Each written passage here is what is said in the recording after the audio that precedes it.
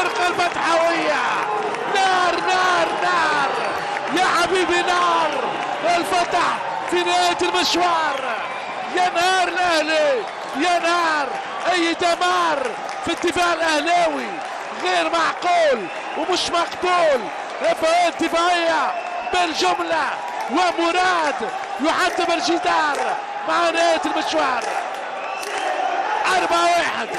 ولا أكبر المتفائلين من النادي الفتحاوي كان يتوقع هذه الرباعية الفتحاوية.